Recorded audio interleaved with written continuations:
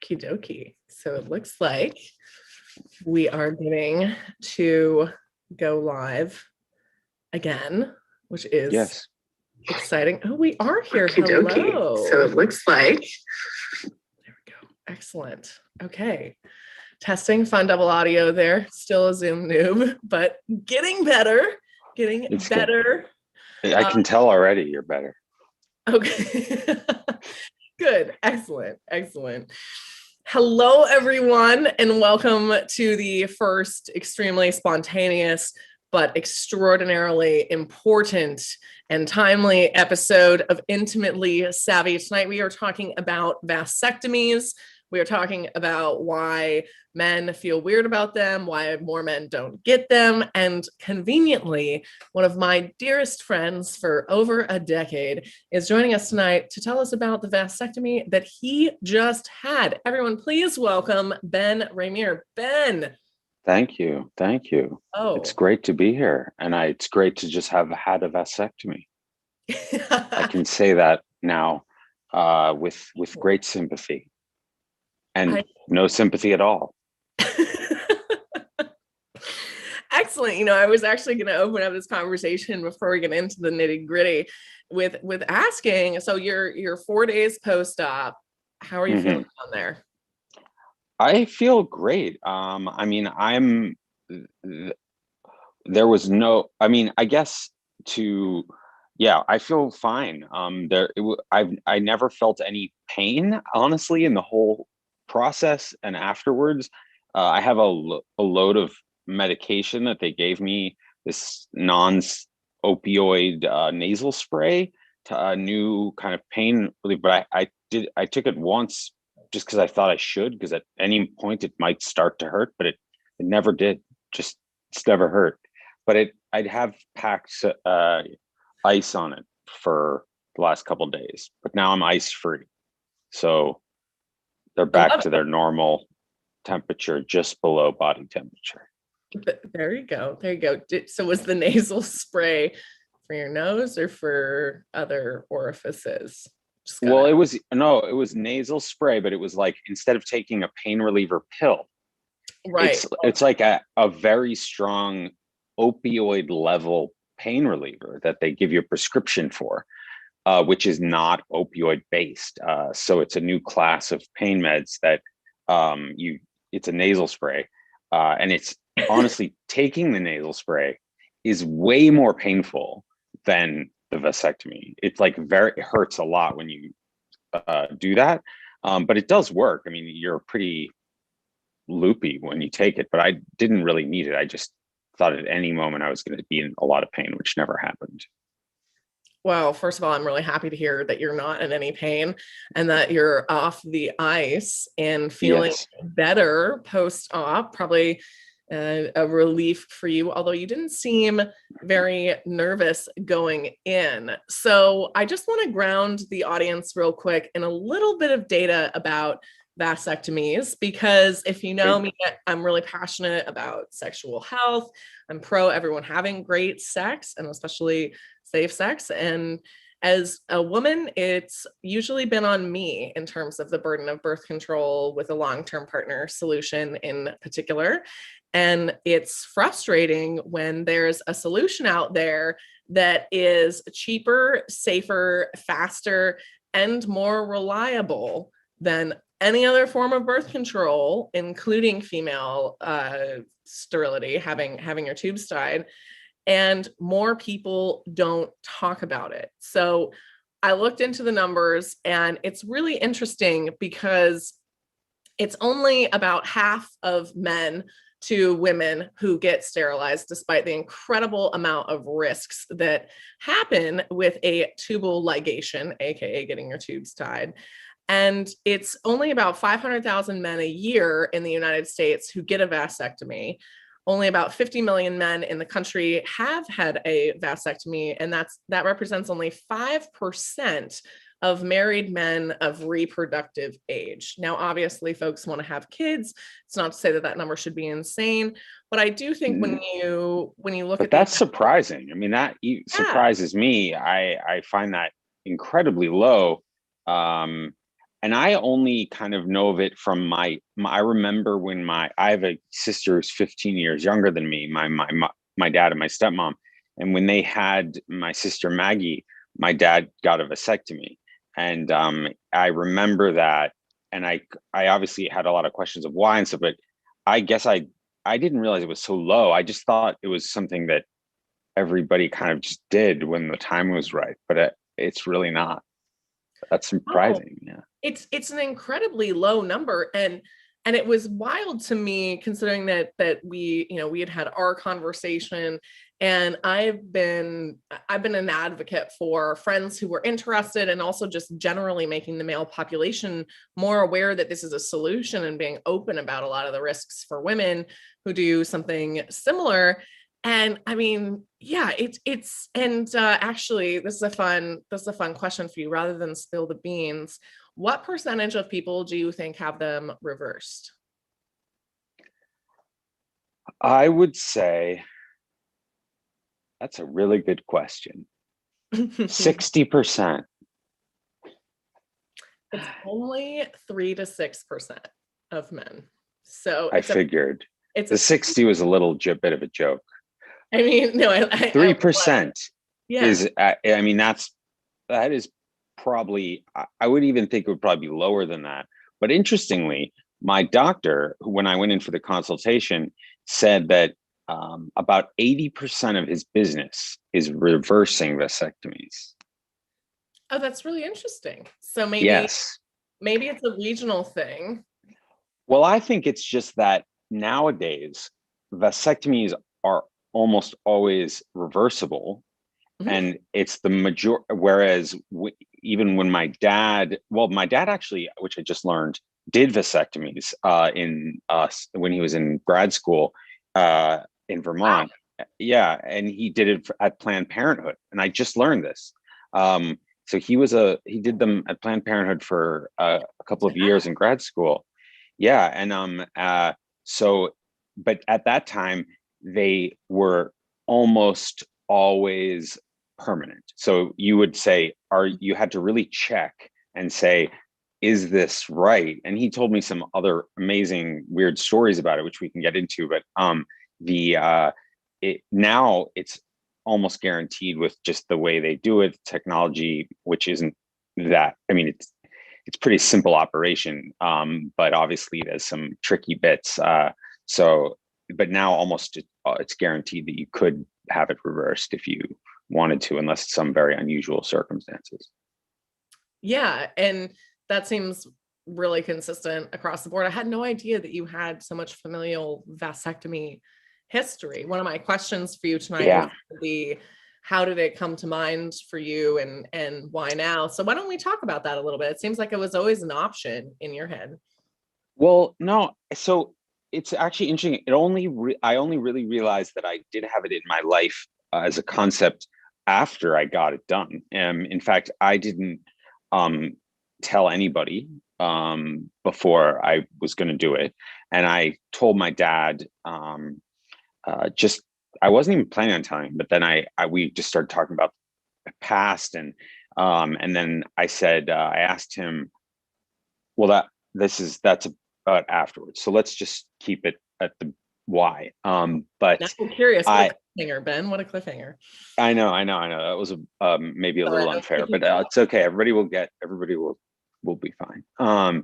So I got the idea from actually my neighbor in the building, and he is about my age. I'm 44, and he is maybe a year older than me. And I think we were just hanging out, having a drink, and he had mentioned that he had got one, and I was like, oh, that's so interesting because he's not married, doesn't have kids, and I think we just have a lot of we have a lot of uh, baggage about it, and so I just never really thought of it, especially because I don't have any kids, and I'm not somebody that wants kids, but I'm not closed in changing my mind. Like there may be a time in my life when I want them, but and I'm not opposed to that, but I don't see myself having kids. So when he talked about it, I was like, it's crazy that I have had the ability to take control of birth control, but it's never been presented to me in any way that was, nobody ever suggested it. None of the women I've been with have ever said, have you thought about that? So until really recently, when I was like saying, is this something that would be, would you would be into, and they were like, yeah, hell yeah. And I was like, yeah, that sounds fucking great. um, so then I just and I called up I literally sent an email to my doctor and he said, he didn't even ask me any questions. He said, here's a referral to a urologist. And I called them up, got an appointment, went in, there was a cancellation. They didn't even really ask me. I mean, they asked me why I wanted it, but very little, which I was really happy about. I think the reason of that, which I hope I can go into, but the reason for that is the from what I've heard subsequently, most doctors will really inquire about what your intentions are and why you're getting your vasectomy. And that to me feels very similar to showing a pregnant woman the sonar scan before they get an abortion, right? This is that same idea of are you sure? Are you sure? And you're then like, am I sure? I was before. And I obviously don't think a urologist should be involved in my psychological decision making. Just like a doctor that performs abortions in the same way. Now there has to be some level of oversight because some people are doing it for the wrong reasons, objectively wrong reasons. But they were very, I think they sort of realized I was kind of didn't have any I wasn't being coerced into it. I wasn't, and so they were like, yeah, let's do it. To sterilize yourself. Yeah. Yeah. Which is, and even that I think is, like a weird way to sort of even phrase it. I think about it as that way, but I guess I never thought of myself as being unsterile.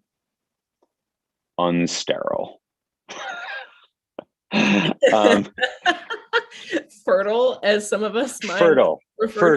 Thank you, yeah. Savannah. Thank you. Yes, fertile. But I am, and I have gotten people pregnant before, and I think that that is a really traumatic experience for everybody, and that is something that I don't want for anybody who doesn't want that experience. And I think so it's a huge, that's trauma right there for anybody involved. And if we can practice to do it better, but to have those conversations and be communicative. But in the end, it's still a very traumatic experience. And almost all of my female friends and all my male friends, almost, except those lucky gays, damn you, have gone through that. And so as a straight male, I have to take responsibility for that. Right. And it is, I like that you're framing it as that, because I think so many times when a woman gets pregnant, it's blamed on her no matter what, despite the fact that, somehow some fault of her birth control method. And it's interesting because in my research, actually, the most successful form of birth control was vasectomy. And it's over 99% effective. In my life, it's been my cats, believe it or not. This is the worst. They're the worst at getting me laid, but whatever. Okay, can you go down? Why don't you introduce us to our third guest? This is Hot Dog. Hot dog is a real lover. He will get you pregnant if you don't watch out. But right now, go Hot dog is find hot dog is hot dog neutered. hot dog is neutered, Yeah. and he has been his whole 10 years. Right? You don't even have any idea what's going on. But anyways, okay, you can sit there. It's fine. Oh no, it's great. I guess a cat on my lap is actually pretty baller. No, it is baller, and Martini, my dog, often makes cameos in live and produced productions. And Well, there you go. It's okay. I'm like an evil emperor. Cat man stroke his pussy as he talks about his cock and balls. Exactly. And he's carefully straddling my balls right now. Good. I think I've thrown him off me enough times now as he stepped on them in the last 2 days. Do you Cats have learn fast? Yeah, they do. Do you have blue balls? Yes, I do. They are black and blue, but they're actually much better today than they were. At the first day, they looked much worse than they felt. They were very bruised. There was like these, there's some stitches, self-dissolving stitches. And there's like 2 in each side. And it definitely was bruised up, which is why you ice it down. And they're much, not nearly as blue as they normally are, or after a vasectomy, I guess. Yeah. Or so when I just a little, how long frustrated. do you have to go without having sex after a vasectomy? So you have to wait. Is he too loud? By the way, he purrs a lot. No, I can't hear him. Okay, good. Maybe the audience. Maybe. You can't come orgasm. I guess no. I will say you can't come because I don't believe orgasm and coming is the same thing. But you can't come for a week, and then after that week, you have to come as many times as possible in 4 weeks. And that was the best recovery instructions I've ever received in my life. When the doctor said, I need you to, from week 2 to week 6, you need to come as many times as possible, minimum of 15 times. And I was like, oh, I got this. No problem. Bag, doc. You want that post-op rehab? I am with you, brother. I'm breaking the record right now. I'm going to break the record. What are you aiming for? I mean, look, I'm 44 and I'm not, the child I once was, but I'm doing okay. I'm going to go minimum 2 a day, but I want to get 3. That's what I'm going to aim for.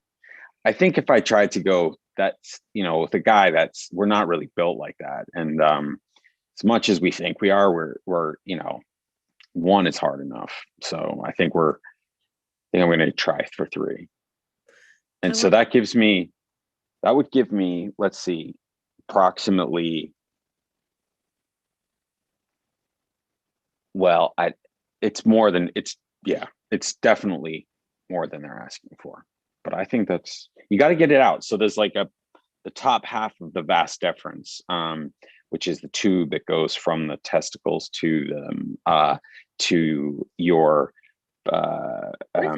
prostate, and then that is cut, and so you still have a part of that tube that contains sperm, and so essentially you have to get it all out, and the only way to do that is just to ejaculate a lot, to drain it out, and then you bring a sample in 6 weeks, and then they test it, and even if it comes back totally negative of sperm, you actually 2 more weeks later, I bring in another sample to test it again just to be sure. So they say you want about 10 weeks of ejaculating to really make sure the vas deferens hasn't grown back together, or there isn't just anything left sperm wise.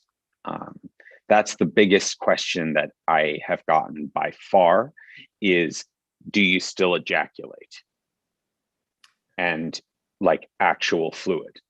Right. And I can honestly say that you do. I haven't experienced it yet because I haven't ejaculated with this, but I know this to be true, that you, because their seminal fluid and the sperm come from different places in different tubes, and they get mixed in your prostate, and then you, so your seminal fluid still ejaculates, it just doesn't have any sperm in it. Right. So it's equal amounts of fun or not, however you feel about that, but nothing really changes that from the on a human level scale, human scale, I guess. It's a little bit like climate change. The river still runs, there's just no fish in it. And it's a very good metaphor. It is a very good metaphor. Yes. Yeah, I think that's something that people don't really understand. And when I was doing my research on this, people even report, I mean, everything is exactly the same. Taste is the same. Taste isn't affected. Your swimmers don't necessarily affect your taste, your volume, anything. I mean, we're talking about really tiny cells at the end of the day that have sperm are incredibly tiny. I don't know if people really understand the scale of sperm. Like if you buy like your high school microscope can easily see your blood cells. Like you can see your blood cells almost with a magnifying glass. I mean, it's not quite that close, but close. Your sperm are, you need like a very powerful microscope to see sperm, and they're very, very tiny, surprisingly tiny. I think so that's actually an important thing to note, because I think when people think about this altering of the release in whatever form it is, I think they're associating the tenacity or velocity or intensity of an orgasm with their swimmers, and it has nothing to do with that, actually. Yeah. So no, it doesn't. And I mean, there's a lot of evolutionary reasons why we ejaculate like we do for survival and evolution. But I think that the great bit about the human body is that you don't need your sperm to feel the same as you would. And I mean, if we think about it, I mean, women can have orgasms, you know, and the Greeks would say better orgasms than men, and they don't have any that's not tied to reproduction in any way. And I think that men tie that together constantly, and women do it about men. But I think it's we need to sort of decouple that a bit.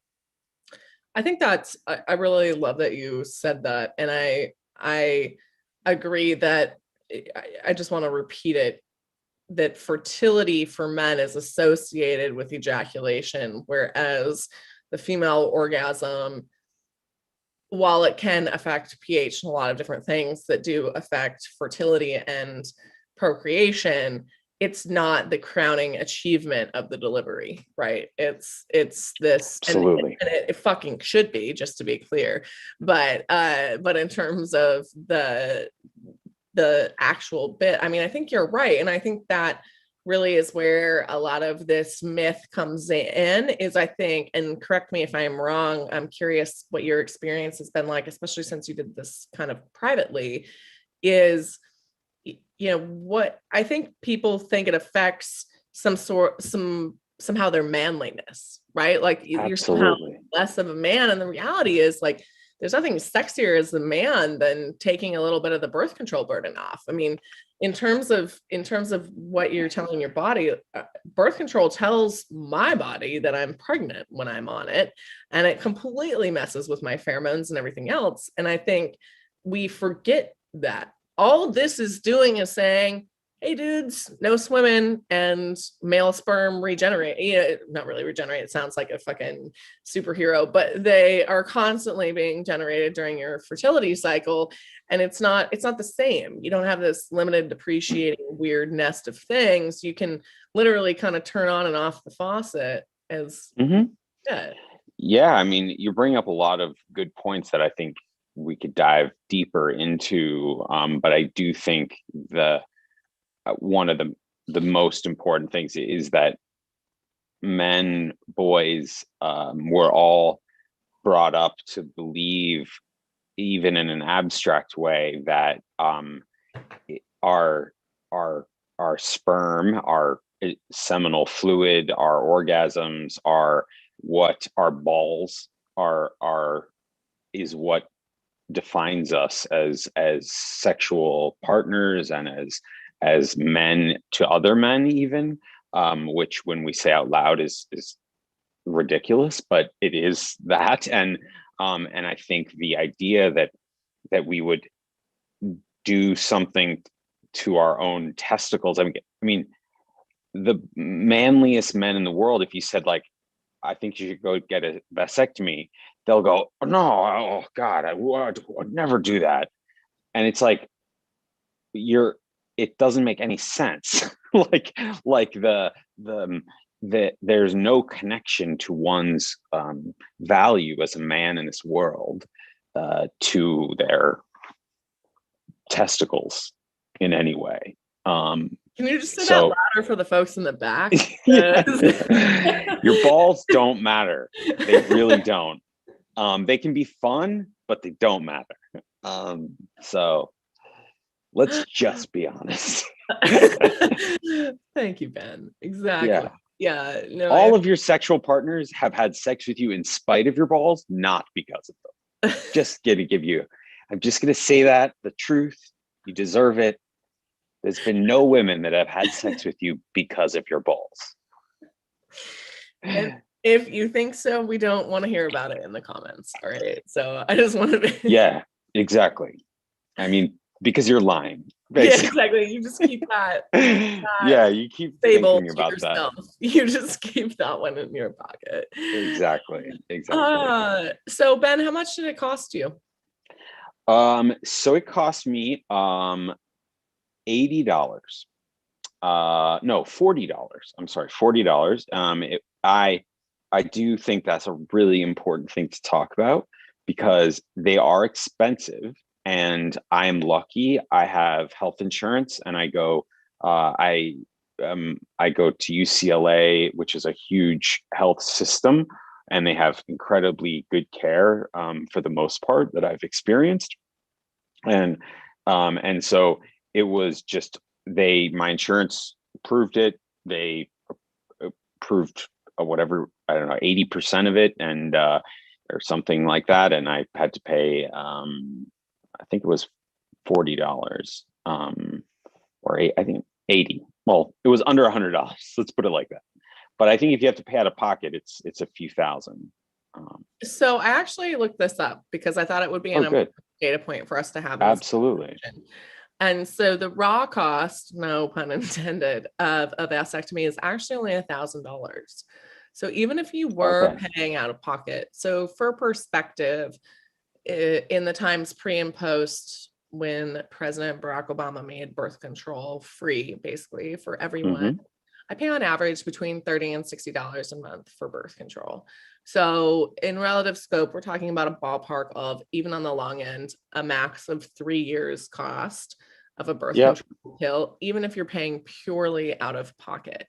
And I saw that there were a lot of, from my research, also what was interesting was, while you're lucky to have health insurance, and having health insurance is a gift, is most insurance programs will pay for a vasectomy. And in a lot of cases, the coverage is actually, it can be a little bit different or variable for a bunch of different forms of birth control. So that said, I mean, obviously, I'm not trying to throw the insurance industry under the bus, but it's more of a compliment, right? So this procedure, to your point, I mean, it costs absolutely basically what a burger and 3 beers at the bar would have cost you before, in the before times. And now you have the ability to offer your sexual partners the comfort of not getting unexpectedly pregnant. And I think that's actually and not having to feel like that's gonna happen to you as well. Like that is money well spent for the the peace of mind. And it's only one part of sexual health. That's the other thing, is it's not a magic pill to just be able to have sex with anybody you want and do anything you want. But it certainly is a big part of when one has sex, when one meets somebody. There's always you have to, and I think we're a lot better than this than previous generations, and even people younger than us are even better at talking about birth control and being open about it, and saying what they want, what they like, what they don't like.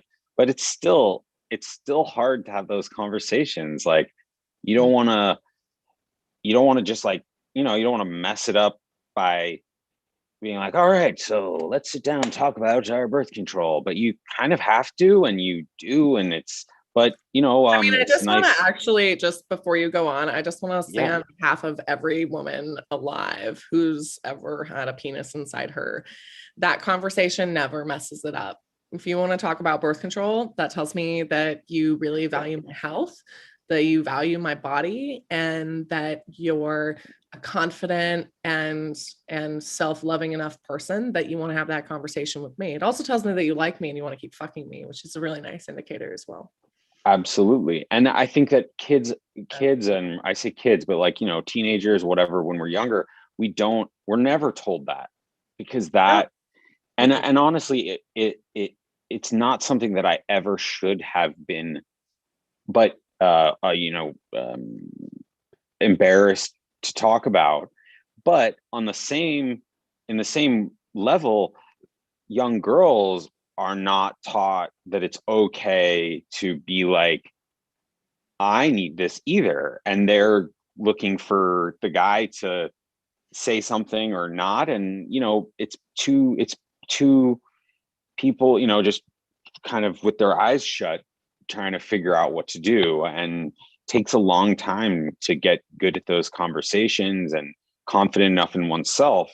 You're barely confident enough to even have sex. And so I understand why people are scared as shit to have these conversations, but it is something I agree. It's like, it's only makes someone more attractive if they're willing to have that conversation as soon as they want, and as soon as I want. Yeah, absolutely. It's good to say that though. So I think you bring up something interesting, because we're talking in pretty blanket stereotypes here as far as cis couples are concerned, coming from a North American background. So one of the other things that I found interesting when I was doing my homework was that there's two things that I found super fascinating. One is there's a timing pattern with when people get vasectomies. There's 2 seasons, which is hilarious. And there's also what you just brought up a little bit, and what we're talking about is this geographical pattern.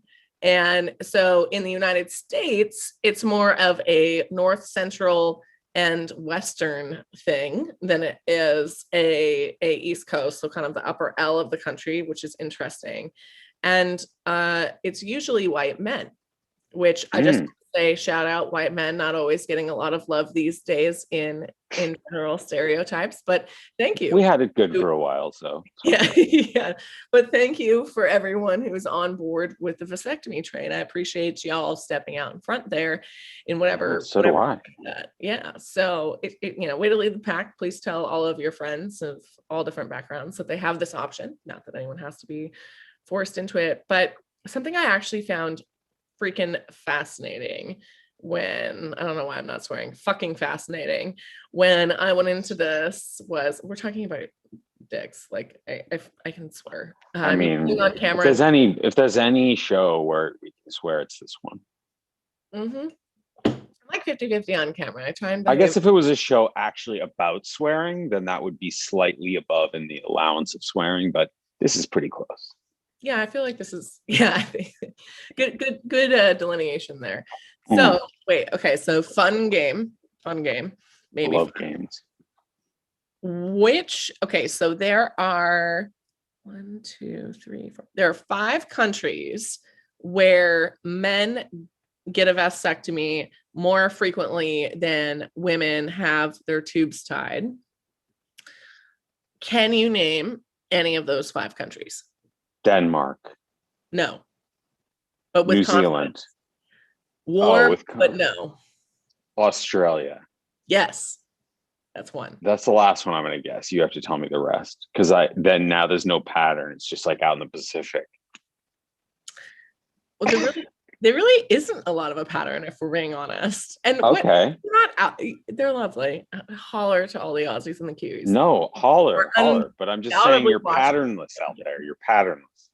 It's true, but that's the joy of the game, right? So I like it. Yeah, pattern match. You don't. But then that's why I went for Scandinavia first. No, I know. Well, I tested the Scandinavia. Denmark was a really nice call. So starting with Europe, Ireland and Spain have higher rates, perhaps largely because abortions were, I was wondering with Ireland, this is a pure speculation, folks, but because Ireland had not legalized abortion for so long, That's a really interesting point. I bet you that there's some correlation there. Yeah. Maybe. I bet it was more of a conversation than it would have been otherwise. Let's put it that way, especially if you were a full family who was done having kids. So Australia, as you mentioned, then our friendly neighbors to the north up in Canada and South Korea. South Korea. I mean, I can really imagine it being a very community-driven statistic. I think if communities decide that it's an important part of birth control of their communities, then getting that message out is really all it takes. I think it's all, honestly, it's such it baffles me how why it hasn't been easier to get out there. And I think that maybe that's my naivety about the power of the patriarchy, I guess, which I'm a part of, is how deeply ingrained these ideas are of I guess putting blinders on just to maintain the status quo. And it's just such and I bet in these countries they've sort of woke up to say, hey, this is a really easy way to set people free, in a way, to be able to enjoy sex and not, there's a huge cost associated, economic cost associated, and human cost associated with pregnancy and abortion, and just even the divide in our political spectrum now is so much of that is based around these ideas of pregnancy and families, and even if they're abstract in many ways, but if a country just says, like, this is something that we believe is going to impact our economy better by making people happier and lowering medical costs, and then it's a pretty easy thing to get out there. It's not a very complicated message, I think, but has a lot of baggage, but it's not complicated, Yeah, well, let's unpack that for a second, because I think it's interesting. I mean, I think on one hand, insurance companies lose money when you have a lot of kids, right? Depending on the situation. And there's nothing wrong with having a lot of kids, but I think they probably make money, and no matter which way you cut it, if I'm honest. Like, they're not losing money on you having kids. So I looked. They're still making a shitload of money.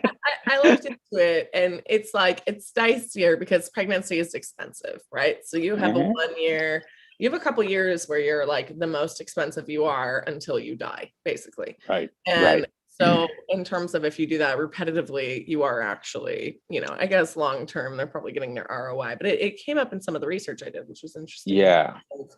In terms of reasons why people should get a vasectomy, or why there should be more education.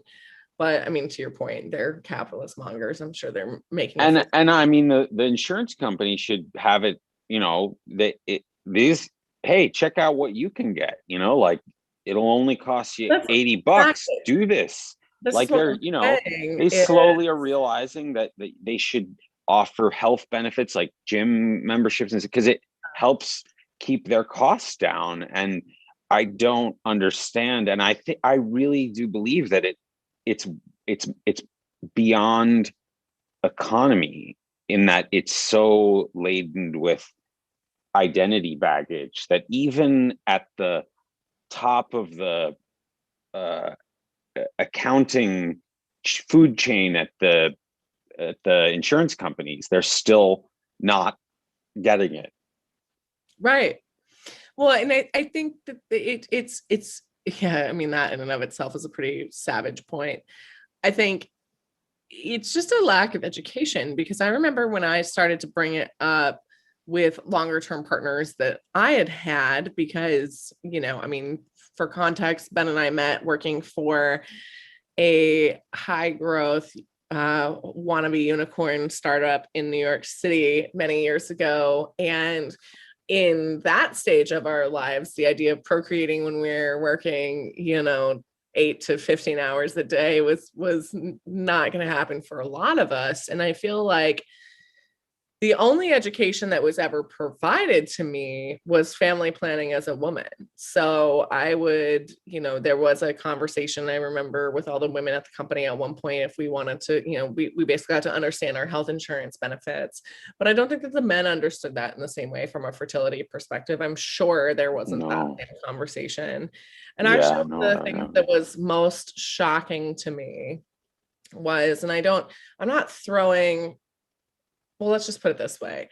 The third most visited page on the internet, I don't want to throw any company under the bus, but because I like this company a lot, but I spoke there about maybe 3 years ago. And I remember going into the bathroom right before the panel, and I wanted to touch up my lipstick.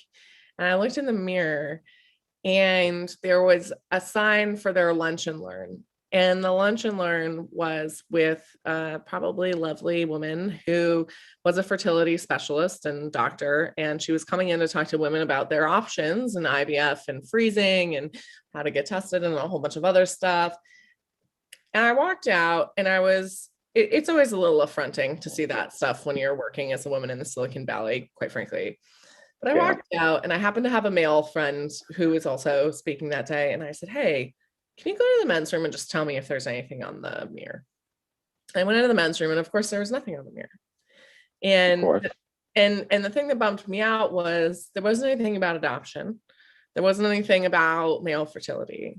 It's just female fertility. The conversation and the burden is always on us. And I kind of thought to myself, I mean, I was a little pissed. It was one of those things where I came out of there and I was like, I came here to work. I came here to do my job. And I've got to be reminded of the patriarchy when I go to fucking touch with my lipstick before I educate your whole fucking staff. Like, that's not very nice. I don't appreciate And you and you go there to be able to live the life you want to live. Like you still have to identify that you do have a work outside, life outside of work, excuse me, even if you're working far too many hours. But you still have that life, and you still want to be able to plan or not plan for, or plan to not have kids or have kids or whatever it is that you want. And those options are, certainly for men, it's never spoken about, I guess, because, well, I mean, there's a million reasons, I guess we just talked about, but it's really sad that I think there's an injustice there. Like, it was interesting because I posted about this on the internet, and I have enough of an internet audience, bless you all for listening to my shit for the last decade, that, you know, people chimed in, and a lot of people didn't understand why I was upset. And they misinterpreted it as, you're upset when a company is providing family planning information to folks. That's not why I'm upset. That's nice. Yeah. That's actually great. I'm pro family planning. What I didn't like is that it perpetuated the stereotype that burden falls on one person. And that is the womb, whatever that is. You could even be a lesbian in that moment. But it's always on that. And it's such a 2-way or 3-way or however many people are in your life conversation. And I just think it was kind of around then. I mean, I was always really pro vasectomies, and I had talked to a few folks discreetly who had them, but didn't really like advertise it. And it was after that I thought, why is it that I get targeted on Facebook and Instagram as a 30-something woman who has clearly not had kids, and my clearly have what never. Are you saying? You could have had kids. Oh no, but the internet knows I haven't had kids. Okay, fine. I appreciate what I thought you were saying clearly, as in like, I mean, no, you're so sweet. You were like looking out for my ego. No, I meant more from like the AI side of my advertising profile. So like, I've never bought a diaper or a baby. You know, I bought like yes, I understand. So I understand. The internet knows I haven't procreated. Let's put it that way. Yes. And I think, I mean, I get targeted. I actually caved one of these recently to test my fertility. I got a direct mail that convinced me of all things. And you responded to a direct mail? I didn't. Can we just talk about change the subject of this whole thing and just go to that? I think it's actually pretty funny. Because marketing wise, that is incredibly interesting. Oh, I know. Trust me, I surprised myself. I want you to know that I actually. I am a marketer as my profession, and that is fucking interesting. But anyways, we can talk about that another time.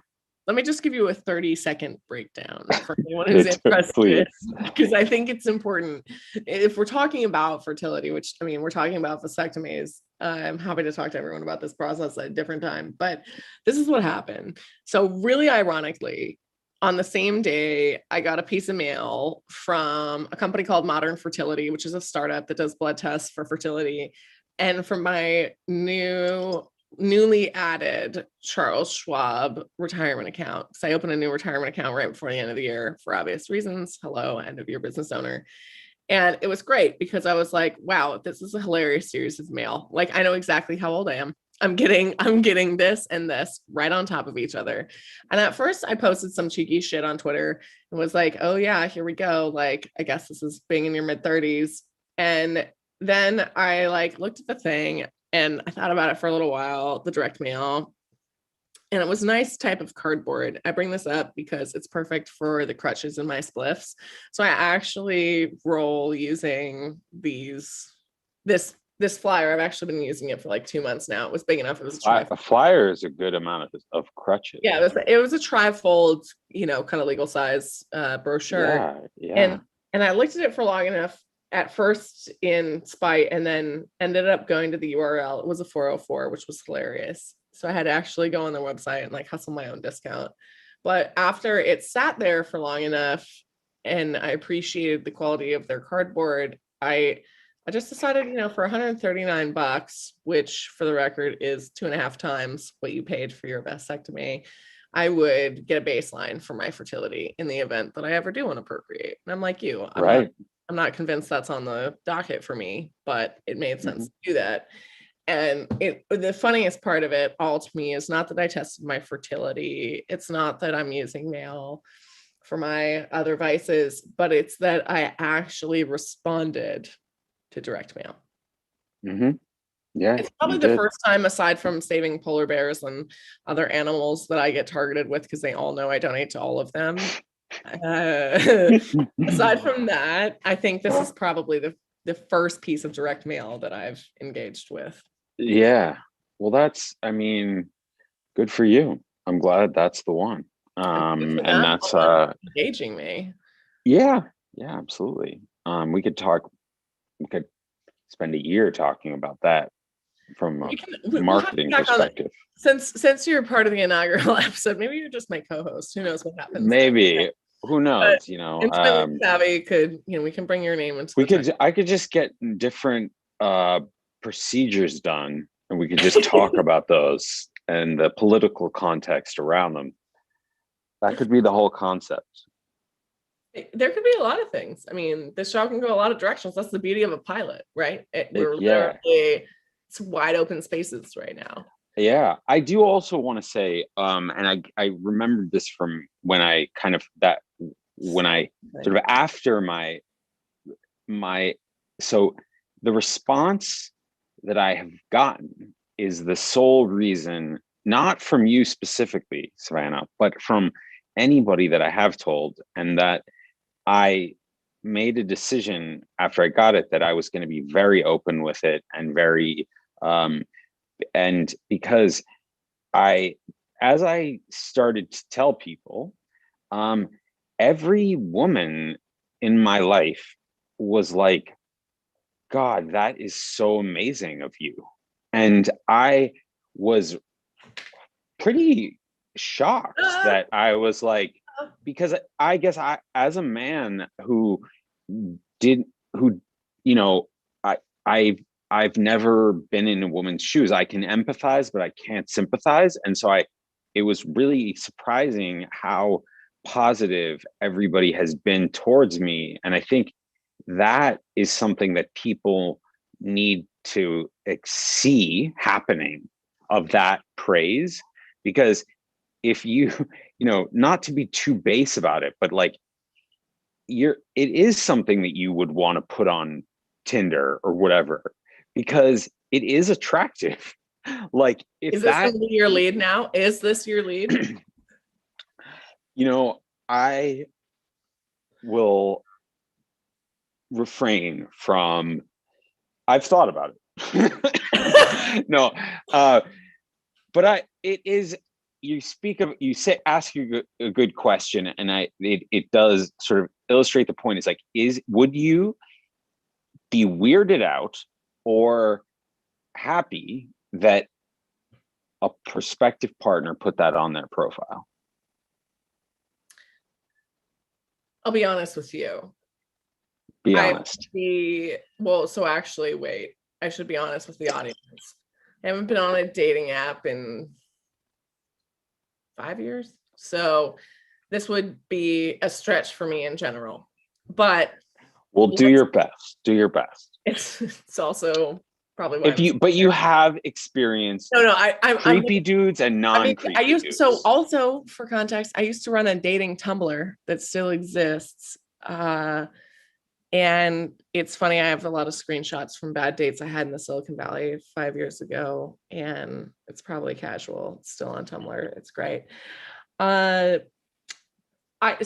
if I read that in a dating profile, I want to separate these conversations. In a dating profile, I would think you were just for reckless, anonymous sex, which maybe is fine. Like, who knows why I'm swiping that night.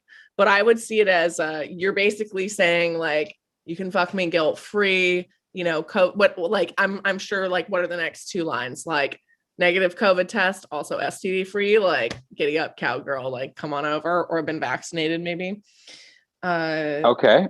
And why do you, and I do want to challenge you on that a little bit, and it obviously has a little bit to do with the vasectomy and also other things. And as a man when I have been on apps, and I was married, and then really the apps happened, and while I was married, and then I sort of got divorced, and I was a little late to the app game, and I got into it, and I actually had some great experiences with them. But there is that, it's, you, as a man, you are essentially trying to not be creepy. That's your, like, main goal. Right. And it sucks, basically. It sucks that that's your main goal. And I'm not saying men have anything to complain about in that way, but I'm just saying that in a way, when we talk about communicating with our partners and lovers, it should be fine that I say, like, I'm COVID negative at the moment or whatever. And COVID is a whole other thing. It's like, oh no, I know. I'm saying that's all other thing, because I feel like we now talk about it like we did, like we should have talked about STD tests, right? Absolutely. Yeah. I say it to be cheeky. Yeah. And I do think that, like, it worries me in a way, not because of me having sex, but it's general that comes across as I just want to fuck. But actually, it's not saying that. And I know you know that, but it will come. I hear you. So I actually, no. I think I want to drill into this because I think it is important. Like, to me, what I was thinking is I would love to learn that on a first date.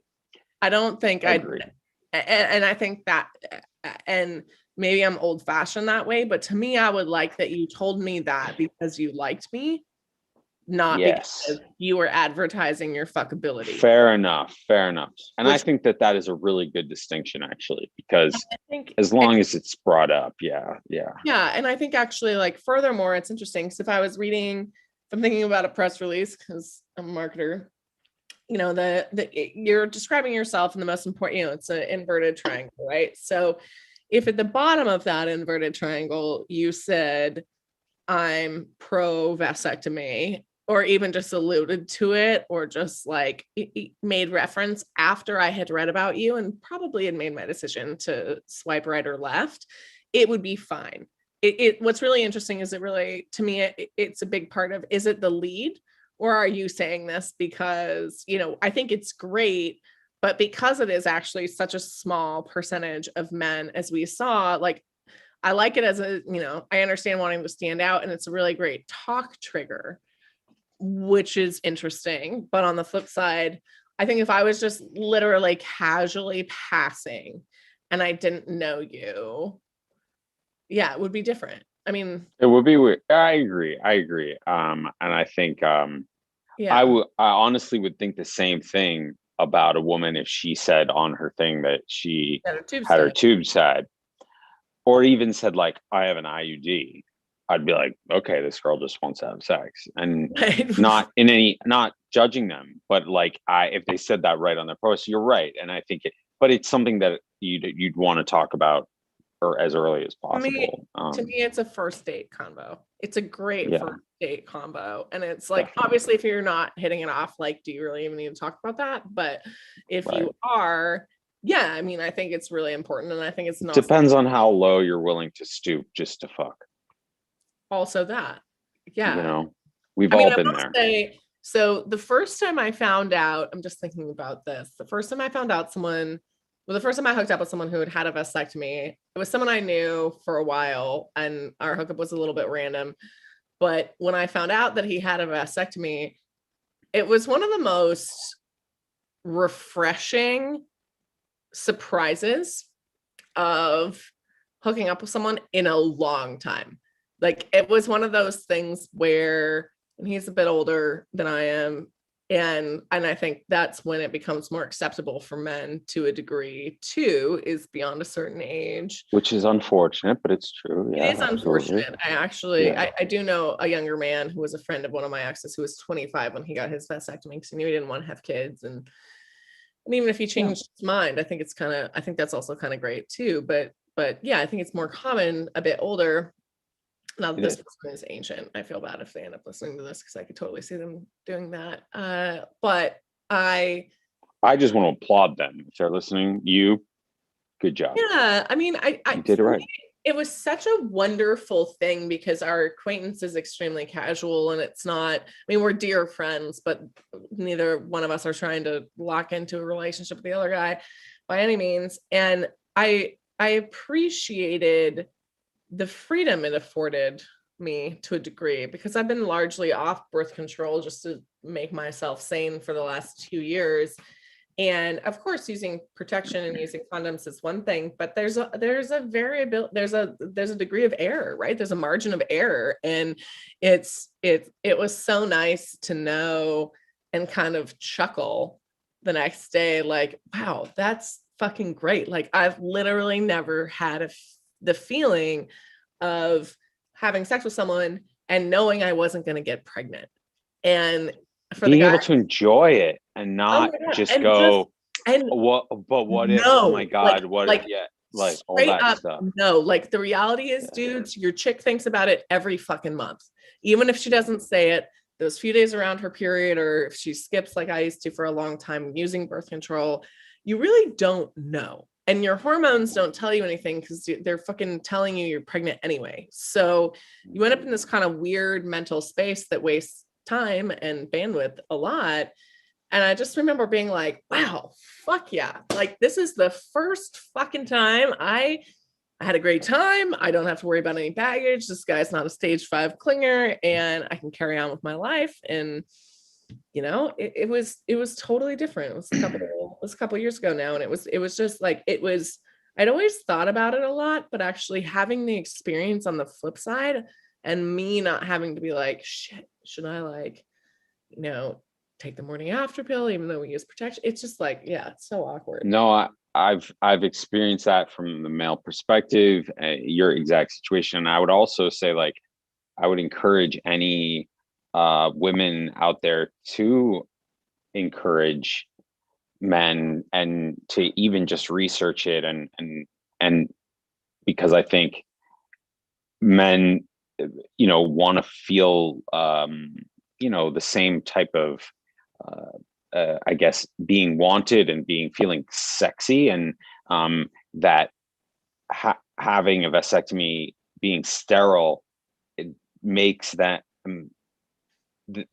equally or more sexy than they are, is an important thing to keep in mind for especially younger men out there that have never been told about this or never thought about it as a way that they can take control of their birth control.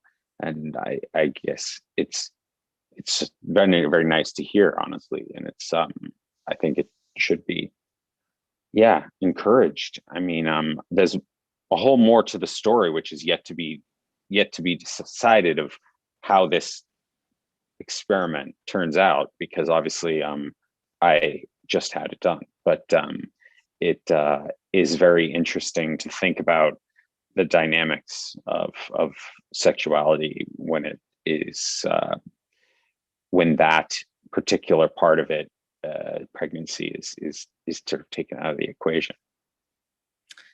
Yeah, I think it's fun to hear you think about it, because I mean, for you, it's about to be a way of life, right? I mean, I've had a one-off experience, and even just that, I thought, whoa, to be this sexually liberated would be so freeing. And damn. So I applaud you.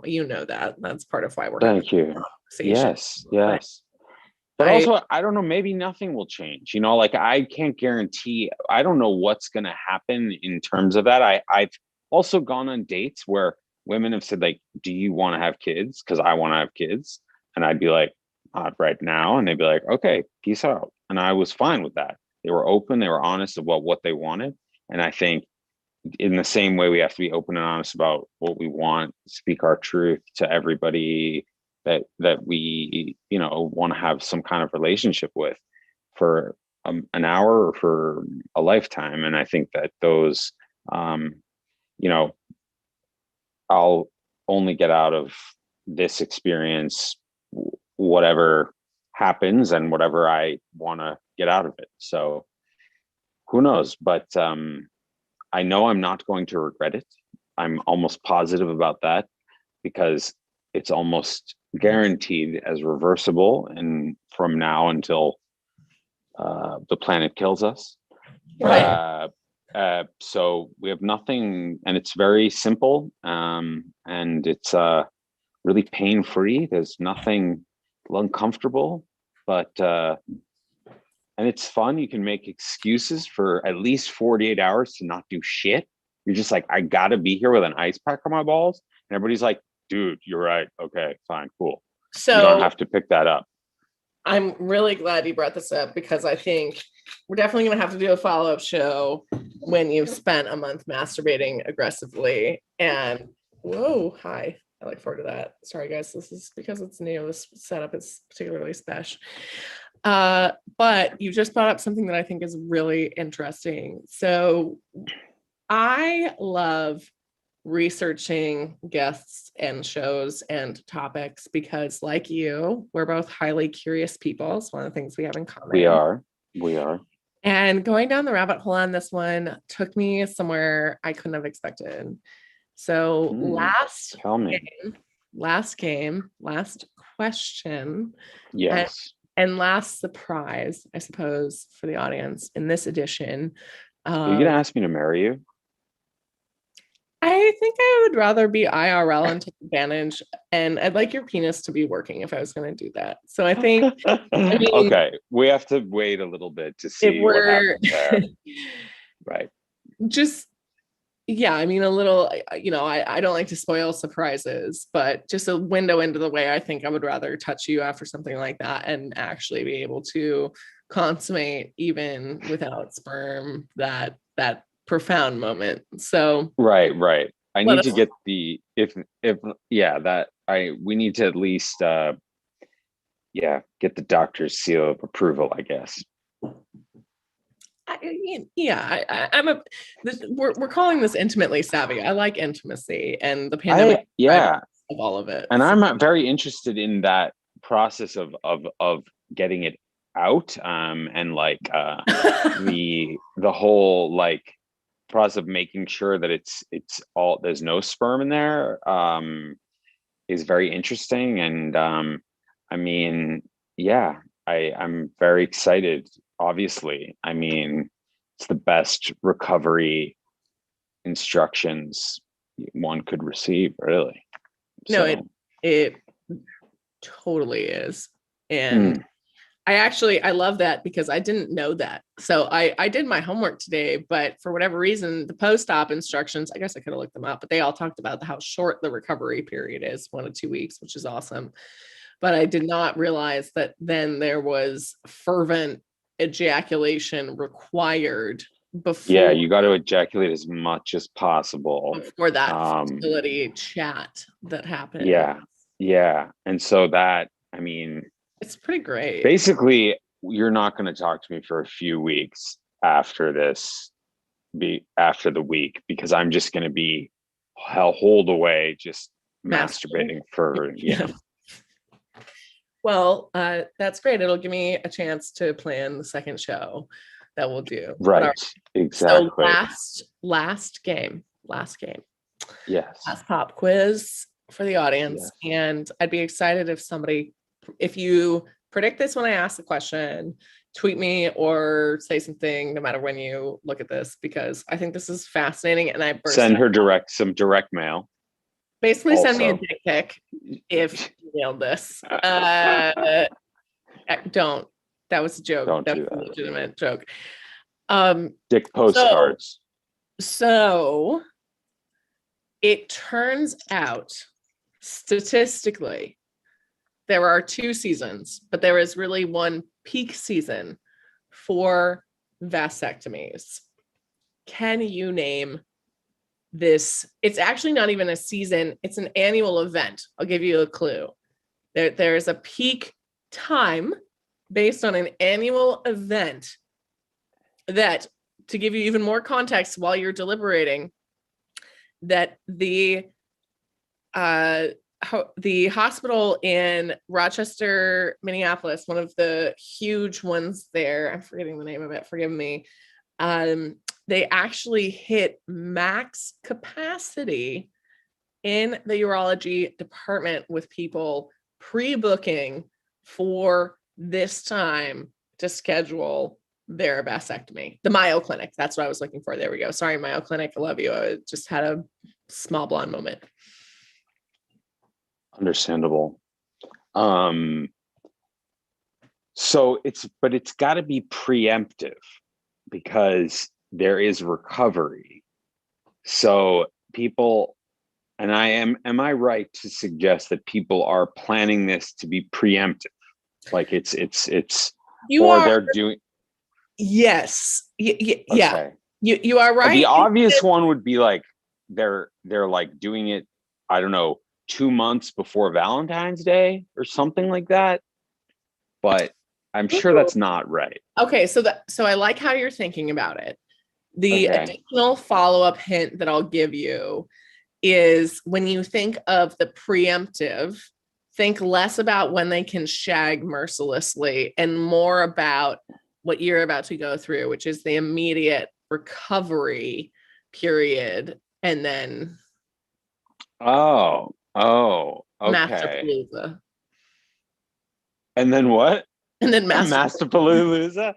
Oh, right. So this is interesting. God, I honestly have no idea. When would I no, don't think you would, because you're not this kind of bro, honestly. can't wait to hear this now. But I thought this was fucking fascinating. So, peak season for vasectomies is March Madness. Oh, Because that dudes want to hang out. So for those 2 days that you were just describing, that you got to sit on your ass and ice your balls, guys want those to be the opening days of March Madness. And then they spend those 2 weeks when basketball's on all day, apparently, right? right. Stereotypically. And they can't be bothered to have sex. So Anyway, they're just like, yeah, right. That like, is honestly super fascinating. isn't it? And the second season is the holiday season, because people have time to take off work and they're nervous. And even though it's Right. not too aggressive, but they like having the time. So, and apparently nobody fucks their family when their partner. I shouldn't say their family. That's kind of horrible. Nobody fucks their partner over the holiday. I wish you didn't correct that, Savannah. Honestly, I think it's amazing. And I do, that is, it's super interesting. And I can see it, but I would also like to say, like, it doesn't need that much planning, because you're really not out of the game. We've all not had sex for a week, all of us. And so, like, yourself, Ben. I don't know about you. Yeah. There's a lot happening as a single woman in this pandemic over here. I mean, I know, but look, you're not you're up higher level, but I'm just saying, like, and we can all take a week off, and yeah, I will say, actually, the last thing is, I took a picture of the tray with, like, all the tools on it, because I'm a curious person and I don't mind. I've been around medical things. Yeah. And I was interested in what they were doing and everything like that. And I'm not supposed to say this, because they told me I shouldn't, but I'm going to. Instead, I got to keep my vas deferens, which is the little pieces of the tube that they cut out. And so I have them in a little formaldehyde, and I don't know what I'm going to do with them. Put them I up, just like having. Let us see. I don't know. I don't know if you can actually it'll be able to focus on them. Oh, we can see. Yeah. So there's two little bits of tube that are about, I don't know, 4 millimeters in length, and those are the bits that they take out a section. They put a little jig on the tube, and then the jig has basically clamps on both sides, clamps it down, and it cuts. When it clamps, it cuts that section out, take that out, then they cauterize with some cauterization tool, burning tool, and they burn the ends, which seals them, and that's it. And then they put 2 stitches in. It took literally 10 minutes. 7 of those were making sure I was sterilized, not in the sperm way, but just in the germ way. Literal sense. And then the other remaining 3 minutes were spent actually sterilizing me and talking to the surgeon about skiing. And then I was out of there. Did you feel any pain when that happened? No, there was a little prick when he puts in a little bit of anesthesia, of the syringe, but that's it. There's a smell of, like, burning skin, which is them cauterizing, but I made a joke about it.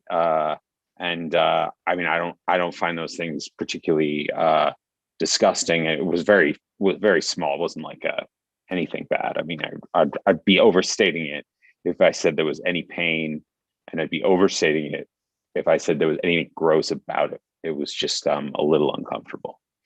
Yeah. Where were your stitches? So it's very random.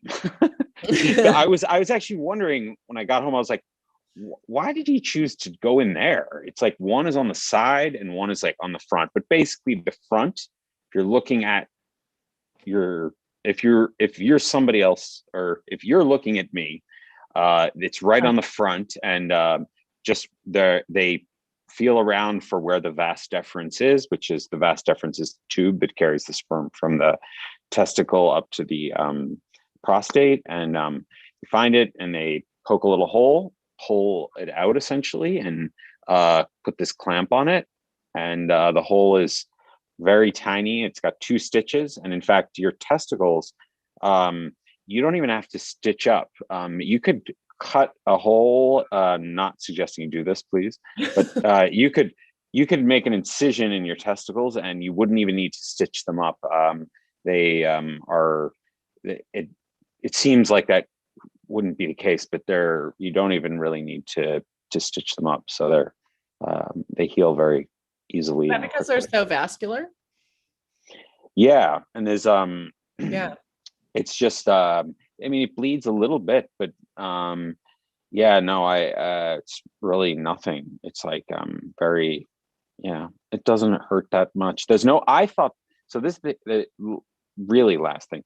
So the one thing that women cannot understand, and I'm afraid to say this as a man, but I am assuring you that this is true. You've been really honest with us, so you're allowed to make one blanket. Thank you. Is that you don't know what it feels like to be kicked in the balls or have anything even, touch them. It's a very, and I will never know what it feels like to have period cramps, for instance. I can't sympathize. I just can't. Will never know what that feels like. And similarly, a woman, when it's a very particular feeling when you hurt your testicles.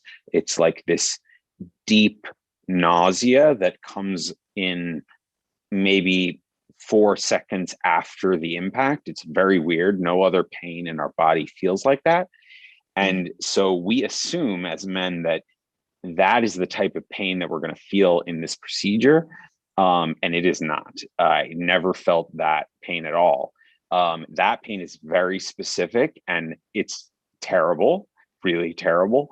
And I was most scared of feeling that kind of pain for an extended period of time. But I never once had that type of pain. That's fantastic. So it's less painful than a kick in the balls. It much is less painful, safer than any other form of birth control. It's more reliable than any form of birth control. It is outpatient with your urologist, and it is generally covered by insurance. And even if on a wild card it wasn't, it's reasonably affordable, relatively, and worth the investment if you can. Or I mean, if it's an option for you financially, then it should be an option, because it's and I hope that there are that places like Planned Parenthood and other pregnancy planning kind of services offer it again. I think Planned Parenthood, I don't know if they still do. I think they don't anymore.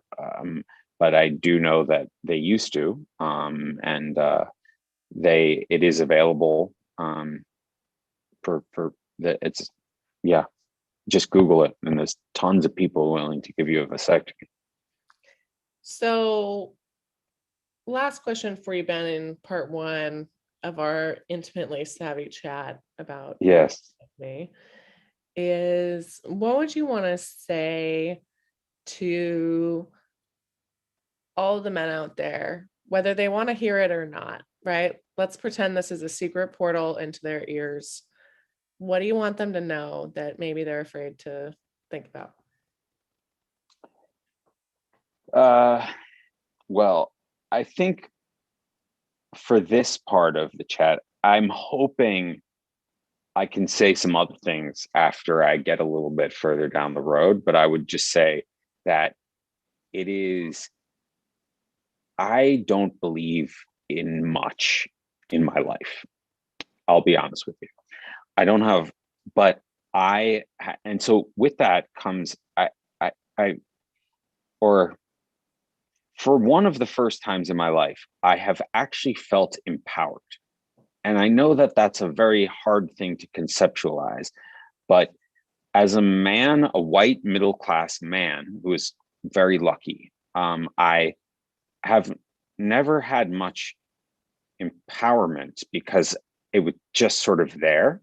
And I think I've been very pleasantly surprised at the amount of empowerment that I've felt in this, and the positive validation that I've been getting. That is things we all need, is to have that. And I am just I feel empowered to talk about it, and to be open about it, and to, like, it's so dumb that men kind of give so much meaning to the myth of the virility and all this stuff. It's just so, it's from a time that existed a long time ago, and it's just not relevant anymore.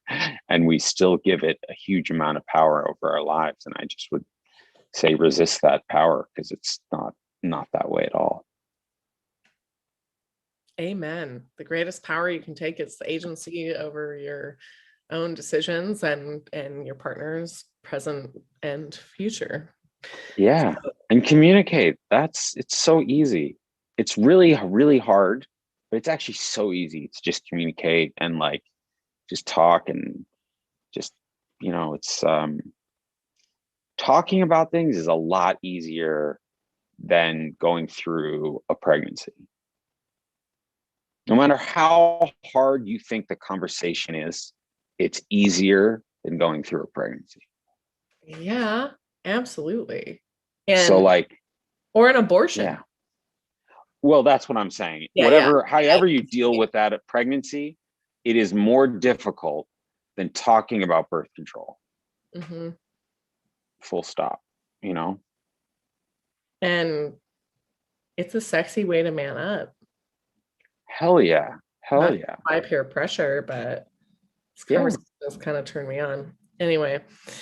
I mean, and it's real. My cat is hot as fuck. Hot dog. Right?